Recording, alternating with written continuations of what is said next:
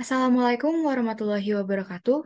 Perkenalkan, kami dari kelompok 6B Perancangan Alat Proses Teknik Kimia Angkatan 2021. Pada kesempatan kali ini, kami akan memberikan pemaparan mengenai mixing and agitation bertemakan liquid with granular solid. Namun sebelum itu, izinkan kami untuk memperkenalkan masing-masing anggota kami. Yang pertama, ada M. Naufal Akbar dengan ujung NIM 040 dari kelas B Indralaya. Yang kedua, ada saya sendiri, Nyayu Naila Aurarania, dengan ujung NIM 011 dari kelas A Indralaya. Dan yang ketiga, ada Muhammad Hanif Halil dengan ujung NIM 075 dari kelas A Palembang. Baiklah, langsung saja kami mulai pemaparan materinya. Liquid granular solid. Pada saat butiran padat dicampur dengan cairan, maka akan terbentuk suatu campuran yang heterogen. Butiran padat tersebut bisa larut dalam cairan membentuk campuran yang homogen, atau bisa juga tetap sebagai fase yang terpisah membentuk suatu suspensi.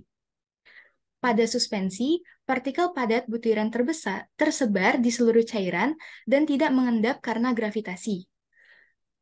Ukuran dan kepadatan partikel, serta viskositas dan juga kepadatan cairan mempengaruhi stabilitas dari suspensi tersebut.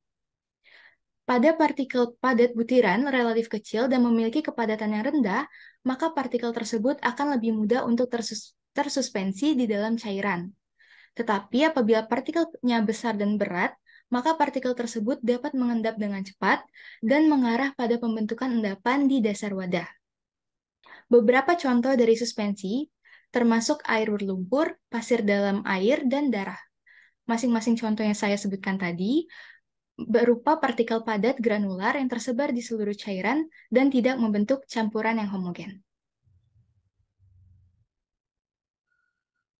Baik, selanjutnya itu jadi dalam proses yang mencampur granular padatan ke dalam suatu cairan, granular yang tidak dapat larut dalam cairan tersebut akan tenggelam ke dasar tangki, lalu terkumpul di sudut-sudut atau saling menempel dan menggumpal. Ada dua faktor utama yang perlu dipertimbangkan selama mengkonfigurasi mixer, yaitu yang pertama adalah laju pengendapan dan kualitas suspensi.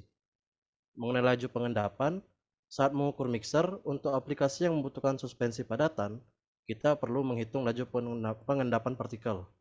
Dua komponen yang mempengaruhi laju pengendapan adalah ukuran partikel dan konsentrasi padatan. Laju pengendapan padat sangat penting karena mempengaruhi jumlah pemompaan yang diperlukan untuk mencapai tingkat suspensi yang sesuai sehingga mempengaruhi konfigurasi mixer. Yang kedua ada kualitas suspensi. Nah, kualitas suspensi ini akan diperlukan dalam suatu aplikasi, umumnya ditentukan oleh seberapa seragam kebutuhan produk tersebut.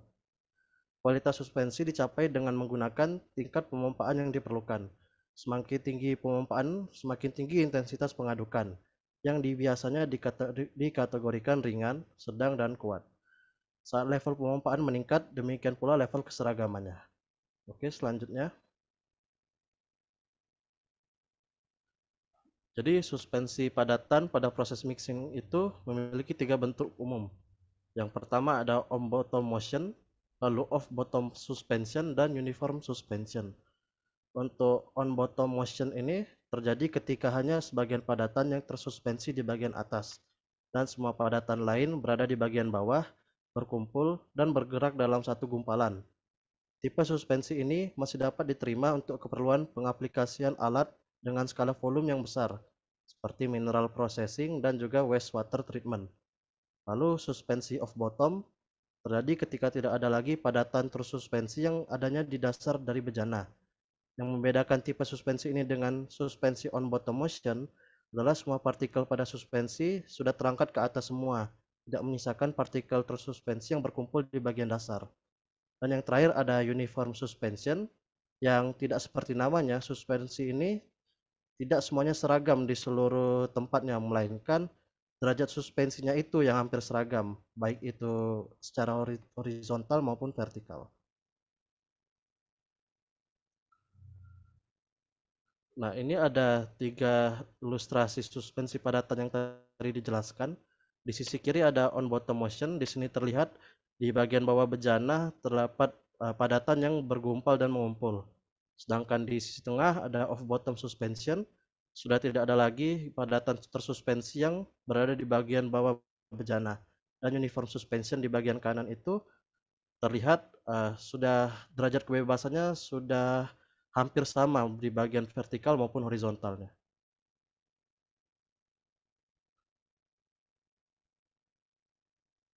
Ini ada demonstrasi singkat mengenai off-bottom suspension. Nah, ini kan kalau kita lihat, yaitu padatan tersuspensinya itu bergerak di seluruh area dari bejana. Tidak ada lagi yang berkumpul di bagian bawah. Sehingga dia disebut off-bottom suspension.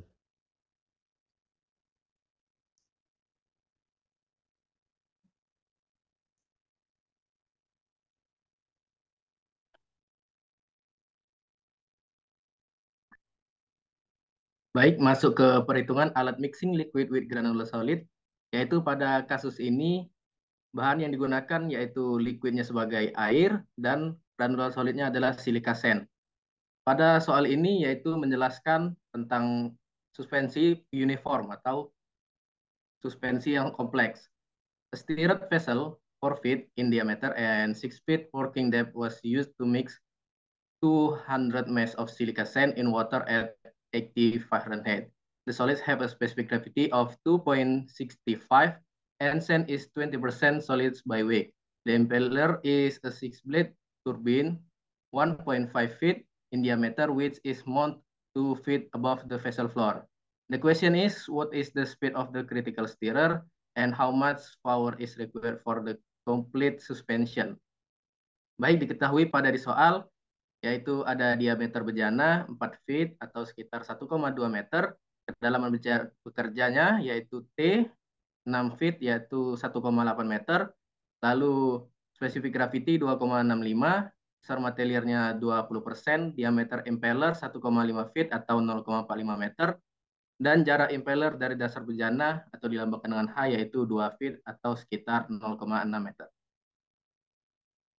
Pertama-tama yang harus kita cari yaitu nilai N atau kecepatan impeller yang dibutuhkan untuk mencapai suspensi kompleks atau uniform suspensi yang telah dijelaskan tadi. Untuk mencapai suspensi itu, kita perlu mencapai kondisi di mana seluruh partikel material berada dalam suspensi dan tidak ada partikel yang mengendap di dasar bejana. Lalu kecepatan impeller yang dibutuhkan yaitu dengan rumus NC sama dengan G dikali T per H pangkat 0,5 atau akar dari G T per H. Lalu didapatkan kecepatan pengaduk kritisnya yaitu sekitar 16,6 rpm.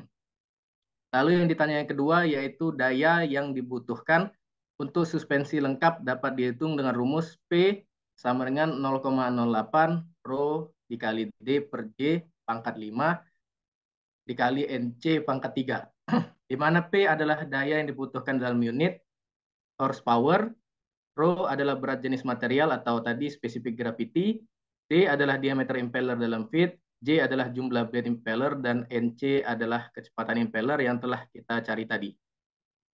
Sehingga kita dapat menghitung daya, yaitu daya yang dibutuhkan untuk suspensi lengkap ini adalah sekitar 2,2299 horsepower.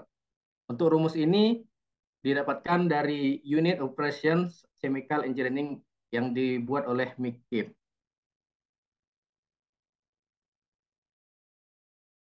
Baiklah, sekian pemaparan materi dari kelompok kami. Semoga materi yang kami sampaikan bermanfaat, dan mohon maaf apabila masih terdapat kekeliruan dalam penyampaian materi. Terima kasih. Wassalamualaikum warahmatullahi wabarakatuh.